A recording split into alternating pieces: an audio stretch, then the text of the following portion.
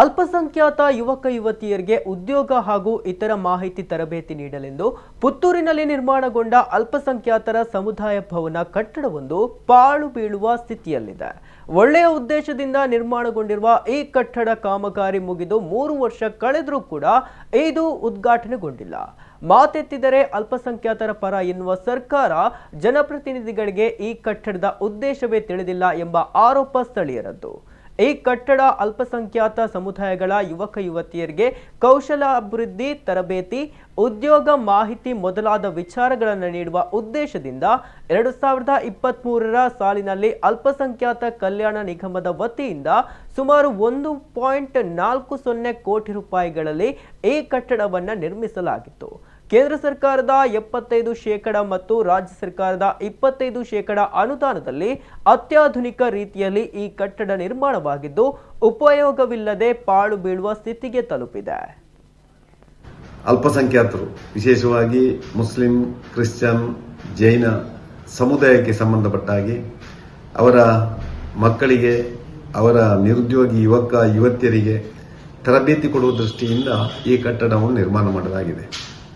ಆ ಕಟ್ಟಡ ನಿರ್ಮಾಣ ಆಗಿ ಇವತ್ತಿಗೆ ಸುಮಾರು 3 ವರ್ಷ ದಾಟಿ 4ನೇ ವರ್ಷಕ್ಕೆ ಕಾಲಿಡ್ತಾ ಇದೆ. ಈ 3.5 ವರ್ಷದಲ್ಲಿ ಆ ಕಟ್ಟಡ ಲೋಕಾರ್ಪಣೆ ಮಾಡದೆ ಇವತ್ತು ಆ ಒಂದು ಅಲ್ಪಸಂಖ್ಯಾತ ಯುವಕ ಯುವತಿಯರಿಗೆ ಏನು ಉದ್ದೇಶ ಇಟ್ಟುಕೊಂಡು ಆ ಕಟ್ಟಡ ನಿರ್ಮಾಣ ಆಗಿದೆ ಅದು ಇವತ್ತು ಒಂದು ದುರುಪಯೋಗ ಆಗ್ತಾ ಇದೆ.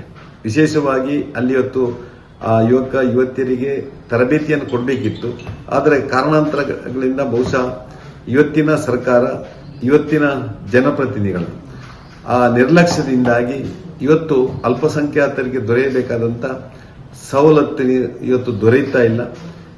ಇದರಿಂದಾಗಿ ಬಹುಶಃ ಇವತ್ತೊಂದು ಸರ್ಕಾರ ಈ ಅಲ್ಪಸಂಖ್ಯಾತರನ್ನು ಯಾವ ರೀತಿಯಾಗಿ ನೋಡಿಕೊಳ್ತಾ ಇದೆ ಎನ್ನುವುದಕ್ಕೆ ಬಹುಶಃ ಈ ಒಂದು ಕಟ್ಟಡವೇ ಸಾಕ್ಷಿ ಅಂತ ಹೇಳಲಿಕ್ಕೆ ನಾನು ಈ ಸಂದರ್ಭದಲ್ಲಿ ಇಚ್ಛೆ ಪಡ್ತಾ ಇದ್ದೇನೆ. ಕಟ್ಟಡದ ಸುತ್ತಮುತ್ತ ಗಿಡಗಂಟಿಗಳು ಬೆಳೆದಿದ್ದು ಈ ಗಿಡಗಂಟಿಗಳು ಕೆಲವೇ ದಿನಗಳಲ್ಲಿ ಕಟ್ಟಡವನ್ನು ಸಂಪೂರ್ಣ ಮುಚ್ಚುವ ಸಾಧ್ಯತೆ ಇದೆ. ಜೇಡರ ಬಲೆಗಳು, ಪಾಚಿಗಳು ಕಟ್ಟಡದ ತುಂಬ ಪಸರಿಸಿದ್ದು ತಕ್ಷಣವೇ ಈ ಕಟ್ಟಡವನ್ನು ಲೋಕಾರ್ಪಣೆ ಮಾಡುವತ್ತ ಸ್ಥಳೀಯ ಜನಪ್ರತಿನಿಧಿಗಳು ಗಮನ ಹರಿಸಬೇಕೆನ್ನುವ ಒತ್ತಾಯಗಳು ಕೇಳಿ ಬರ್ತಿವೆ. ಕೋಟ್ಯಾಂತರ ರೂಪಾಯಿ ಖರ್ಚು ಮಾಡಿ ಜನರ ಅನುಕೂಲಕ್ಕಾಗಿ ನಿರ್ಮಾಣಗೊಂಡಿರುವ ಕಟ್ಟಡವನ್ನು ಪಾಳು ಬೀಳುವ ಸ್ಥಿತಿಗೆ ಕೊಂಡೊಯ್ಯುತ್ತಿರುವುದು ನಿಜಕ್ಕೂ ವಿಪರ್ಯಾಸವಾಗಿದೆ. ತಕ್ಷಣವೇ ಈ ಬಗ್ಗೆ ಸರ್ಕಾರ ಮತ್ತು ಅಧಿಕಾರಿಗಳು ಗಮನ ಹರಿಸಬೇಕಿದೆ.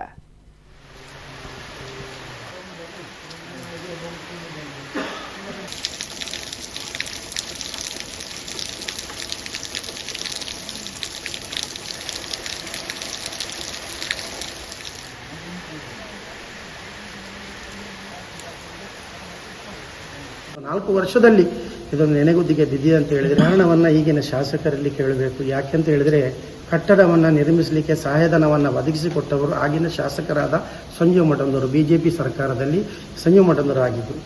ಈ ಸಲದ ಶಾಸಕರು ಇದನ್ನ ಆದಷ್ಟು ಬೇಗ, ಯಾಕೆಂದ್ರೆ ಅಲ್ಪಸಂಖ್ಯಾತರು ಹೇಳೋದಲ್ಲ, ಅಲ್ಪಸಂಖ್ಯಾತರು ಹೆಚ್ಚಾಗಿ ಮತಗಳನ್ನ ಕಾಂಗ್ರೆಸ್ಸಿಗೆ ಹಾಕುವಂತಹ ಸಂಭವ ನಾವು ನೋಡಿದ್ದೇವೆ. ಹೇಳುದು ಆ ರೀತಿಯಲ್ಲಿ ಒಂದು ಅಲ್ಪಸಂಖ್ಯಾತ ಅಭಿವೃದ್ಧಿಗೆ ಈಗಿನ ಸರ್ಕಾರ ಆಗಲಿ ಶಾಸಕರಾಗಲಿ ಯಾವುದೇ ಕಟ್ಟಡವನ್ನು ಪುತ್ತೂರಿಗೆ ಕೊಡಲಿಲ್ಲ. ಈಗಾಗಲೇ ಅಲ್ಪಸಂಖ್ಯಾತರಿಗೆ ಹಾಸ್ಟೆಲ್ನ ವ್ಯವಸ್ಥೆಗಳಾಗಬೇಕು, ಹಲವಾರು ವ್ಯವಸ್ಥೆಗಳು ಪುತ್ತೂರಿಗೆ ಬರಬೇಕು. ಅಲ್ಲಿ ಇರುವಂತಹ ಶಾಲೆ ಇದೆ, ಆ ಶಾಲೆಯಾಗಿಂದ ದೂರದಿಂದ ಬರುವ ಮಕ್ಕಳಿದ್ದರೆ ಅವರಿಗೊಂದು ಹಾಸ್ಟೆಲ್ ನಿರ್ಮಾಣವಾಗಬೇಕು. ಇಲ್ಲಿ ಯಾವುದೇ ಕಟ್ಟಡಗಳು ಇಲ್ಲಿವರೆಗೆ ಆಗಲಿಲ್ಲ. ಆ ನಿಟ್ಟಿನಲ್ಲಿ ಪುತ್ತೂರಿನ ಇತಿಹಾಸದಲ್ಲಿ ಪ್ರಥಮ ಬಾರಿಗೆ ಇಂಥ ಒಂದು ಒಳ್ಳೆ ಕಟ್ಟಡಗಳನ್ನು ನಿರ್ಮಿಸಿ ಒಂದು 4 ವರ್ಷದಿಂದ ಇದೊಂದು ಉದ್ಘಾಟನೆ ಆಗಲಿಲ್ಲ ಅಂತ ಹೇಳಿದ್ರೆ ಜನರು ಇದನ್ನು ಆಲೋಚನೆ ಮಾಡಬೇಕು. ಯಾಕೆಂತ ಹೇಳಿದ್ರೆ ಸರ್ಕಾರನೂ ಆಲೋಚನೆ ಮಾಡಬೇಕು, ಶಾಸಕರು ಆಲೋಚನೆ ಮಾಡಬೇಕು. ಯಾಕೆಂತ ಹೇಳಿದ್ರೆ ಶಾಸಕರ ಹಲವಾರು ವಿಧಿಗಳು, ಹಲವಾರು ಕಟೌಟ್ಗಳು ಬರ್ತಾ ಉಂಟು. ಆದರೆ ಅವರು ಆಲೋಚನೆ ಮಾಡಬೇಕು. ಸರ್ಕಾರ ಯಾವುದೇ ಇರಲಿ, ಜನರ ಸೇವೆಗೆ ಇದೊಂದು ಮಾಡಿದಂತ ಈ ಕಟ್ಟಡವನ್ನ ಈ ರೀತಿ ನೆನೆಗುದಿಗೆ ಹಾಕುವುದು ಅಂತ ಹೇಳಿದ್ರೆ ಬಹಳ ಬೇಸರದ ಸಂಗತಿ. ಆದ್ದರಿಂದ ಆದಷ್ಟು ಬೇಗ ಈ ಕಟ್ಟಡ ಸಾರ್ವಜನಿಕ ಅಲ್ಪಸಂಖ್ಯಾತ ಕೆಲಸಕ್ಕೆ ವಿನಿಯೋಗ ಆಗಲಿ ಅಂತ ಹೇಳಿ ನಾನು ಕೇಳ್ಕೊಳ್ತಾನೆ.